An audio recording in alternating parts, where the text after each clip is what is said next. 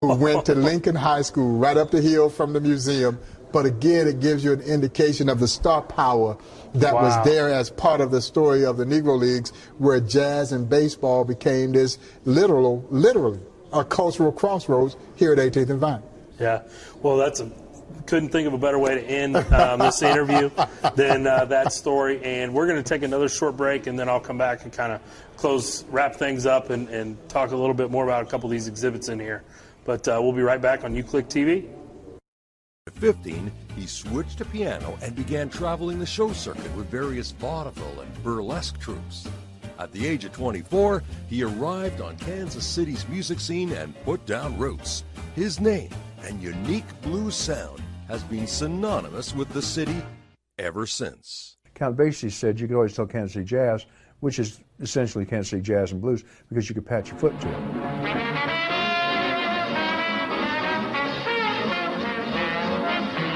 Count Basie's legendary influence on the Kansas City blues scene began when he started hanging out and performing at clubs and movie houses in the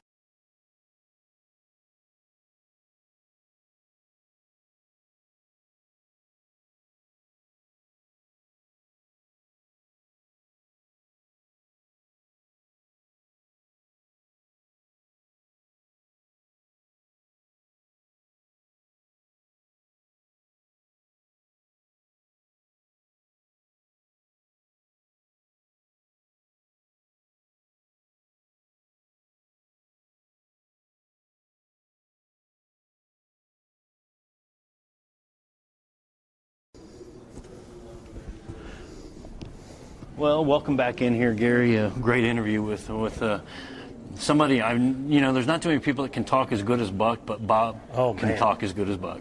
I'm gonna tell you what, as a guy who's kind of doing that interview, it definitely was easy for me. He made my Ask job the easy. question, let it go. Yeah, he could talk, and that's fantastic. That was a great interview, and I know he's got a lot of stuff going on. He's been on, I think, Fox 4 this week. I saw, or KCTV 5, and he's doing a lot of media, and so I appreciate him taking some time to talk to us, and just his knowledge of this museum and the history of black baseball. He's been there since day one, man. Yeah, I mean, it's Not phenomenal. Like baseball, but since the museum, he talked about 30 years ago the museum opened, and 100 years ago the Negro League started. Right. So, just two fantastic facts. Well, and the reason this interview came up is because Greg from PT Radio over at UMKC, I can't remember the call letters, came up with a story how Negro League Museum was basically a birth out of the last the virus in 1920, and without that we wouldn't have this building. And it's just a great honor. But Ryan and I went around and drove around yesterday, got some pictures, did a couple of videos on some stuff. We'll talk about 18th and Vine here, and the Kansas City youth sports complex, the urban youth baseball, the urban complex here. Go ahead and pull up the urban video there if you can.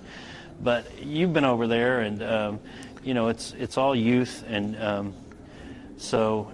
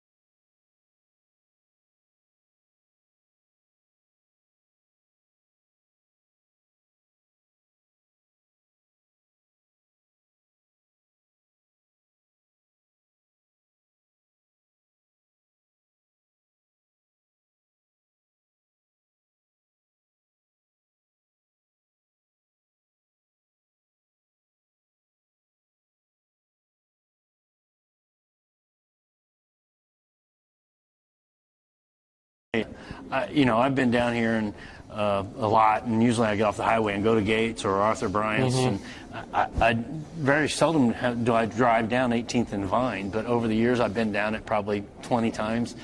man, every time I go down, it's more beautiful and more beautiful. And I was telling Bob Kendrick, I said, hey, we didn't get to have dressed to the nines at Kauffman Stadium this year.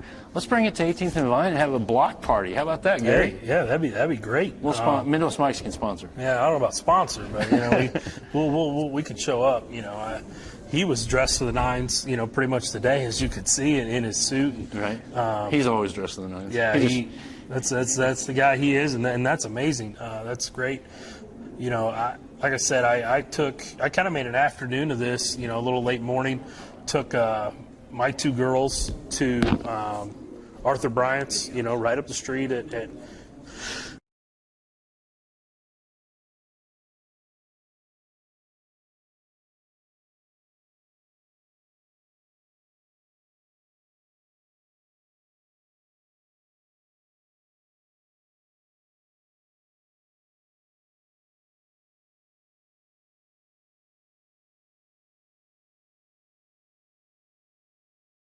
museum with their dad. So, yeah, I mean, there's restaurants down here, barbershops down here. Yeah. Gates and Arthur Bryant's aren't on 18th and Vine. They're just around the corner. But there's other places. There's the seafood. What is it called? I can't remember.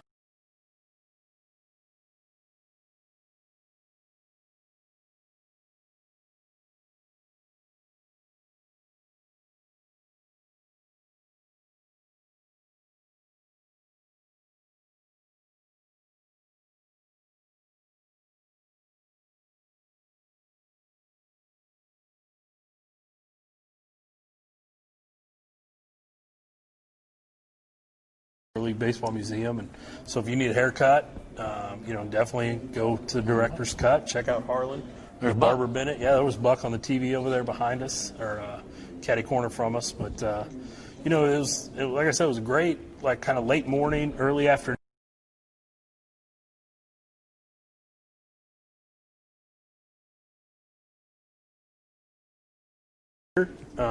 From being on UClick TV and being able to do this show and bring you guys some entertainment, and I hope everybody enjoyed it. Like I said, I really enjoyed talking to Mr. Bob Kendrick, just phenomenal guest. I felt like we could have talked to him all afternoon. I think he could have told probably Buck O'Neil stories until we got tired of standing here. And we probably could have went to each one of these exhibits, and he could have had a story about them that he heard from Buck on numerous occasions. And I guarantee you walk up to him 10 days, over 10 weeks' time, once a week for 10 weeks, and he's going to tell a different one. He's not going to tell you the same one, because we brought up golf the other day because I'm a former golf pro. He talked about Buck O'Neil and himself and some guy that was doing a story on Buck, going out to Wolf Creek and playing, and Buck shot his age at the age of 94 at Wolf Creek, which, if you've never played or been out at Wolf Creek, it's a pro caliber course. And 94 doesn't sound that great, but at the age of 94, that's talent. I wouldn't hit 94 out there. You would hit 74. No. You were a college basketball player. You can do anything. I haven't even swung a golf club in probably a year. But, no, again, just I can't say enough great things about this Negro League Baseball Museum. And I encourage everybody who's watching or listening, come down here and check it out. You can get tickets online. NLB, I think NLB.com is what he said. Yep, NLBM.com. NLBM.com. So Negro League Baseball Museum, just those initials, NLBM.com. You can get tickets if you want a person that wants to be a longtime sponsor of them. You can you can definitely look at those options as well. But it's a piece of history that we need to know, and especially, he said right now with things going on in our country, this is a piece of history that people need to know so that we don't repeat how things went before. And they are practicing social distancing. They are. And a lot of people I see at the door right now, they're only allowing, I think, so many in a time maybe. So be patient if you come out. Yeah, and he did say there's different sessions, and right now, because of the social distancing, they do like a morning and an afternoon. So make sure you just go on the website. Like I said, you can get your tickets there, and it's got all those times. NLBM.com. and check that out. But and Black Baseball in Living Color, this exhibit here, this is a room that we're in, changes from exhibit to exhibit from time to time. The Jazz Museum, the Baseball Museum, the gift shop. What else is in here? Yeah, I think there's a jazz gift shop too. Yeah. You know, which my daughter, like I said, I brought them down here. She wrote me into buying her a hoodie in the jazz shop. Gotta have a hoodie.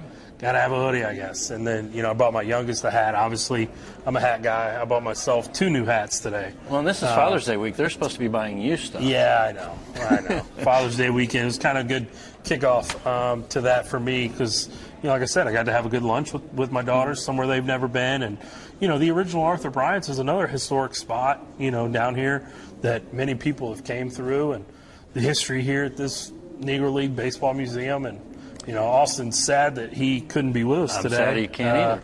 You know, we tried just with scheduling. I don't know if he would have been able to talk, though. Yeah, I know. He may not have, you know. But you know, his work schedule just wouldn't allow it. But we carried on and got a show for everybody. Well, you know, speaking of Buck, one last thing I want to mention is I think there's a push right now. I know there's a push right now to possibly get him into the Major League Baseball Hall of Fame. Man, would that not be wonderful? I know they had a big push before he passed, and it didn't happen. Sometimes we don't get to live through great things that we've done, but you know what? Great people do things without expecting the return, and Buck was one that definitely gave the return, and you know, it's unbelievable what they've done down here. And in this area, if you drive down 18th Street all the way down to downtown, has really came a long ways. There's a short distance between basically the edge of downtown and over here to Paseo and Troost that it hasn't been fixed up yet, but it doesn't look that bad, but is on the way. A lot of stuff. It's amazing how the crossroads downtown, West Bottoms, River Market, this whole area is a big tourist area now. It is, and you know, like I said, we talked to 2 guys that just drove here from like Carolina just to come to the museum because they were baseball fans. Museum. Yeah, now they're going to Louisville Slugger Museum on the way back. So, I mean, it is definitely, if you're in the Kansas City area, you know, just come on down and check it out. You know, hopefully you enjoyed our show today. I am Gary. I'm Jim, and Austin is back in studio. Yeah, he's at work.